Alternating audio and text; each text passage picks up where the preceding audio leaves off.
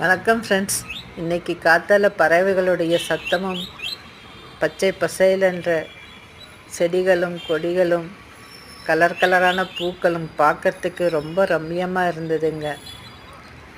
மனதிற்கு ரொம்ப மகிழ்ச்சியாக இருந்ததுங்க.